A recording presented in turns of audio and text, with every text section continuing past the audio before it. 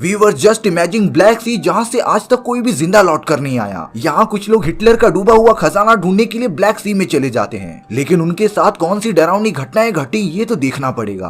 कहानी की शुरुआत में हमें अगोरा कंपनी के एक एम्प्लॉय रॉबिन्सन को दिखाया जाता है। अगोरा कंपनी समुद्र की गहराइयों में डूबे हुए शिप्स को निकालने का काम करती थी और अब रॉबिन्सन अपने मैनेजर के सामने बैठकर उसकी बातें सुन रहा था। दरअसल अगोरा कंपनी के शेयर्स बहुत ही डाउन चल रहे होते हैं, इसीलिए कंपनी ने कुछ एम्प्लॉयज को निकालने का डिसीजन लिया था। रॉबिन्सन उनके शिप का सबसे अच्छा पायलट होता है, लेकिन कंपनी वाले रॉबिन्सन को भी निकाल देते हैं। रॉबिन्सन इस बात से बहुत ही ज्यादा नाराज हो गया था, क्योंकि वो इस कंपनी में पिछले 11 साल से काम कर रहा होता है। इन सारी चीजों से रॉबिन्सन थोड़ा सा डिप्रेशन में भी चले गया था। रॉबिन्सन की जॉब जाने के बाद उसकी वाइफ ने भी उसे छोड़ दिया था, वो तो अपने बेटे के साथ अलग ही जाकर रहने लगी थी। रॉबिन्सन इन सारी चीजों की वजह से एकदम से टूट चुका था। अब वो अपने दोस्तों के साथ बैठकर एक बार में थोड़ी बातें करता है। रॉबिन्सन के दोस्त जिसका नाम ब्लैकी और कर्टन था, वो दोनों भी उसी के साथ अगोरा कंपनी में ही काम किया करते थे। और ताज्जुब की बात ये थी कि कंपनी वालों ने उन दोनों को भी निकाल दिया था, यानी कि उन दोनों की भी हालत रॉबिन्सन की तरह थी। अब यहाँ पर कर्टन अपने दोनों दोस्तों को एक बात बताता है। वो जब लास्ट मंथ अगोरा कंपनी के साथ एक कॉन्ट्रैक्ट में ब्लैक सी गया था, तब उसे वहाँ एक बहुत ही इंपॉर्टेंट इन्फॉर्मेशन मिली थी।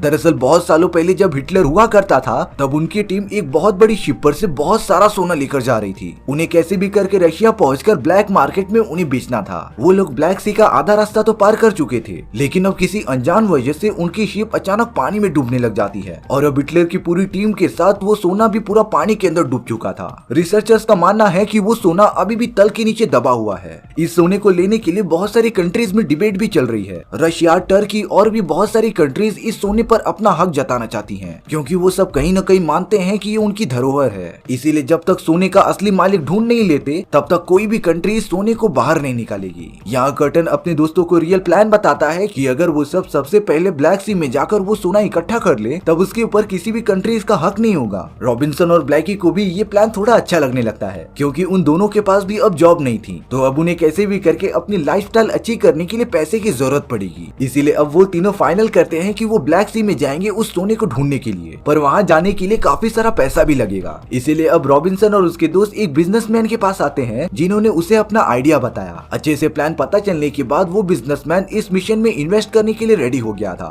लेकिन उस बिजनेसमैन की एक शर्त थी, अगर वो अपने मिशन में कामयाब हो जाते हैं तो सोने का 40% वो रखेगा। रॉबिन्सन और बाकी लोगों को ये डील ठीक लगती है, इसीलिए वो सब मान गए थे। और अब रॉबिन्सन जो इस पूरे मिशन का कैप्टन था, वो अपनी नई टीम इकट्ठा करने लगता है। साथ ही साथ उन्हें एक सबमरीन भी मिली थी, जिसकी मदद से वो ब्लैक सी तक जाएंगे। ये सबमरीन देखने में बहुत ही ज्यादा पुरानी लग रही होती है, इसीलिए सबसे पहले उसकी मेंटेनेंस की जाती है। रॉबिन्सन की पूरी टीम में टोटल 10 लोग थे, उसमें से 6 लोग रशियन होते हैं, क्योंकि रॉबिन्सन का मानना था कि वो जहाँ पर जा रहे हैं वहाँ रशियन मिलिट्री तैनात हो सकती है, तो अगर हमारी टीम में रशियन की क्वांटिटी ज्यादा रहेगी तब वो उनसे बात करके कुछ हल निकाल सकते हैं। अब रॉबिन्सन आखिरी बार सबमरीन से बाहर निकलकर आसमान को देखता है। इसके बाद वो सब सबमरीन के अंदर बैठकर पानी की गहराइयों में चले गए थे, लेकिन उन्हें इस बात का जरा भी अंदाजा नहीं होता कि ये मिशन कितना खतरनाक होने वाला है। अब सबमरीन में सभी लोग अपने अपने काम पर लग गए थे। सबमरीन इतनी ज्यादा बड़ी थी ना कि उसे चलाने के लिए कई लोगों की जरूरत पड़ती थी। दरअसल रॉबिन्सन को ये पूरी सबमरीन और ये सभी लोग हायर करके ब्लैकी ने दिया था, क्योंकि ब्लैकी भी खुद एक रशियन होता है और अब वो सब पानी के अंदर लगातार आगे बढ़ते जा रहे थे।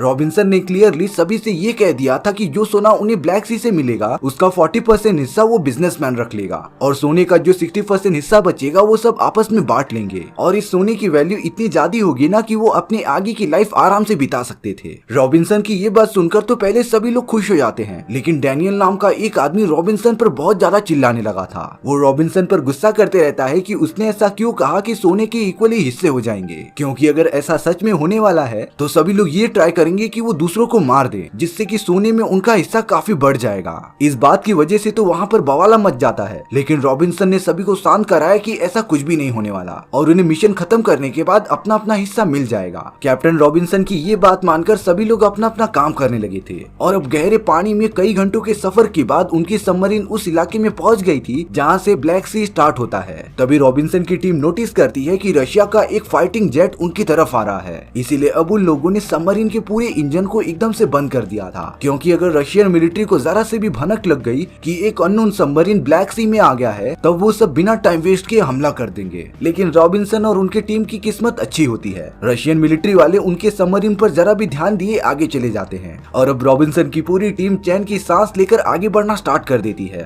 कुछ ही देर बाद वो सब ब्लैक सी के उस इलाके में पहुंच गए थे जहाँ पर हिटलर की सेना की बड़ी सी शिप डूबी थी। अब उन सभी को ये पता चलता है कि उनके सबमरीन में लीकेज हो गई है, इसीलिए सारे लोग उसे ठीक करने में लग गए थे। लेकिन यहाँ पर ब्लैकी एक लड़के को दोष देते रहता है कि उसकी वजह से ही ये लीकेज हुआ है, क्योंकि उस लड़के ने अच्छे से ध्यान नहीं दिया। तभी एक रशियन पायलट जो थोड़ा सा साइको था, उसने ब्लैकी पर हमला कर दिया होता है, क्योंकि ब्लैकी उस लड़के के साथ अच्छा बिहेव नहीं कर रहा था। और अब देखते ही देखते ब्लैकी और उस पायलट के बीच एक घमासान लड़ाई चालू हो जाती है। रशियन के उस ग्रुप ने तो ब्लैकी को चाकू मार दिया था और अब ब्लैकी नीचे गिरकर मर जाता है, लेकिन उसके हाथ से बहुत सारा ऑयल इंजन के अंदर चले जाता है। और अब कुछ ही देर बाद सबमरीन के इंटरनल सिस्टम काम करना बंद कर देते हैं, जिससे कि सबमरीन लगातार नीचे जा रही थी। वहीं दूसरी तरफ जब रॉबिन्सन सोकर उठता है तब उसे ये पता चला कि ब्लैकी और एक दूसरा रशियन मारा जा चुका है। और तो और अब सभी रशियन एक साथ जुट गए थे जिन्होंने सबमरीन के मेन कंट्रोल सिस्टम पर कब्जा कर लिया था, और अब वो नहीं चाहते थे कि वो बाकी लोगों के साथ काम करे। लेकिन रॉबिन्सन वहां आकर बड़ी शांति से उन्हें समझाता है। रॉबिन्सन कह रहा था कि उनके पास सिर्फ 36 आवर्स है, और अगर इतने टाइम में वो लोग सोना लेकर बाहर नहीं निकले ना, तब मिलिट्री उन्हें पकड़कर जेल के अंदर बंद कर सकती है। रॉबिन्सन को इन सारी बातों को अच्छे से समझने के बाद सारे रशियन उसकी बात मान गए थे, और अब वो सब एक साथ मिलकर सबमरीन को ठीक करते हैं और उसे स्टेबल बना देते हैं। भले ही उनके बीच बहुत सारी लड़ाइयाँ हुई थी, लेकिन अब वो सब एक बहुत ही अच्छी टीम बनकर आगे बढ़ रहे थे। अब वो सब सबमरीन को उस जगह पर लेकर जाते हैं जहाँ पर शिप डूबी हुई थी। रॉबिन्सन अपने दोस्तों के साथ पानी में उतरकर सोने को ढूंढने निकल पड़ा था, और अब डूबी हुई शिप में थोड़ा सर्च करने के बाद उन्हें लिटरली बहुत सारा सोना मिल जाता है। हालांकि ये देखकर वो सब बहुत ही ज्यादा खुश हो गए थे, लेकिन अब सबसे बड़ा चैलेंज ये था कि उन्हें कैसे भी करके सोने को सबमरीन में लेकर जाना पड़ेगा। सोना बहुत ही ज्यादा भारी होने की वजह से वो हिल भी नहीं पा रहा होता। इसी सोने को एक जगह से दूसरी जगह पर लेके जाते टाइम उनका एक टीम मेंबर पानी की गहराइयों में डूब जाता है, और अब तक तो उसकी जान भी चली गई थी। बाकी सब कैसे भी सोने को लेकर सबमरीन के अंदर पहुंच जाते हैं, लेकिन अब ब्लैकी और एक रशियन के मरने के बाद उनकी सबमरीन को चलाने के लिए लोग कम पड़ रहे थे, और अगर सबमरीन को चलाने में जरा सी भी गड़बड़ हो गई ना, तब ये आउट ऑफ कंट्रोल होकर किसी से भी टकरा सकती थी। वो सब सबमरीन को आगे बढ़ाने का प्लान बनाते ही रहते हैं। तभी जाकर डैनियल ने रॉबिन्सन को सारी सच्चाई बता दी थी। डैनियल कहता है कि ये पूरा मिशन अगोरा कंपनी के अंडर ही आ रहा है, क्योंकि अगोरा कंपनी को इस खजाने के बारे में बहुत पहले से पता था, लेकिन रशिया, टर्की और भी बहुत सारी कंट्रीज की वजह से वो यहाँ पर आ नहीं रहे थे। इसीलिए उन्होंने एक सीक्रेट प्लान बनाया और अपनी कंपनी के बहुत ही काबिल एम्प्लॉयज को जानबूझकर निकाल दिया। उन लोगों ने तो कर्टन को भी अपनी तरफ कर लिया था, क्योंकि कर्टन ने ही रॉबिन्सन को इस प्लान के बारे में बताया था, और अगर रॉबिन्सन ये सोना लेकर वापस लौट भी गया तब अगोरा कंपनी उनसे ये सारा सोना छीन लेगी। सभी लोगों को डैनियल पर बहुत ही ज्यादा गुस्सा आता है, क्योंकि अगर उसे ये सारी बातें पहले से पता थी तो उसने बताई क्यों नहीं। इसीलिए अब सभी लोग गुस्से में आकर डैनियल को एक कमरे में बंद कर देते हैं। रॉबिन्सन बचे हुए लोगों के साथ सबमरीन को आगे बढ़ाने लगा था। रॉबिन्सन तो वापस अपने घर पर जाने के बजाय सबमरीन को टर्की की तरफ मोड़ देता है, क्योंकि वो नहीं चाहता था कि ये खजाना अगोरा कंपनी हड़प ले। लेकिन अब टर्की तक जाने का रास्ता बहुत ही पतला था,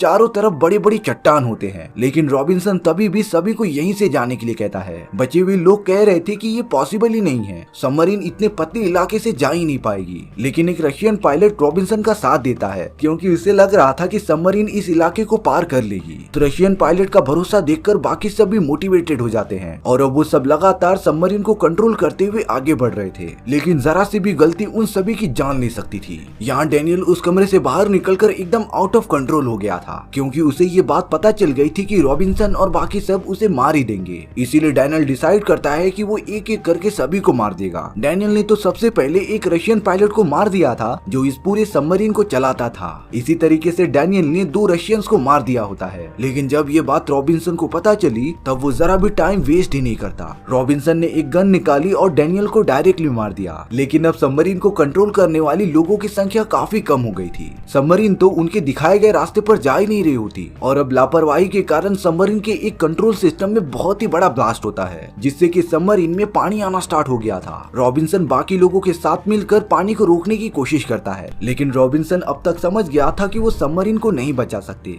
रॉबिन्सन उन्हें ऊपर पहुंचाने के लिए सूट पहनाता रहता है। उन बचे हुए लोगों में एक रशियन और एक जर्मन होता है। रॉबिन्सन ने उन दोनों को जल्द से जल्द सूट पहना दिया था, और जब वो लीवर खींचेगा तब वो दोनों तेजी से पानी की सतह तक पहुंच जाएंगे। एक रशियन रॉबिन्सन से पूछ रहा था कि तुम्हारा क्या होगा। रॉबिन्सन बता रहा था कि तुम दोनों के जाने के बाद वो एक एस्केप क्यूब से निकलकर बाहर आ जाएगा। यहाँ वो जर्मन लड़का तो सोने के क्यूब को उठाता रहता है, लेकिन रॉबिन्सन ने उस लड़के को बताया कि अगर उसने वो सोना लिया तब उसके वेट की वजह से वो ऊपर नहीं जा पाएगा, इसीलिए वो जर्मन लड़का सोना नीचे रख देता है। और अब रॉबिन्सन ने जल्द से जल्द लीवर खींचकर उन दोनों को पानी के सतह पर भेज दिया था। जर्मन लड़का तो पूछ रहा था कि अब तक रॉबिन्सन बाहर क्यों नहीं आया। तब जाकर वो रशियन बताता है कि सबमरीन के अंदर कोई भी एस्केप ट्यूब है ही नहीं, यानी कि रॉबिन्सन कभी भी नहीं लौटेगा। वहीं सबमरीन के अंदर रॉबिन्सन एकदम फ्रीली बैठा हुआ होता है, क्योंकि उसे पता था कि वो डेफिनेटली यहाँ से बाहर नहीं निकल सकता और अब उसने अपनी मौत एक्सेप्ट कर ली थी। हालांकि उसके पास करोड़ों और लाखों के सोने थे, लेकिन इस सिचुएशन में सोने की वैल्यू एकदम जीरो थी,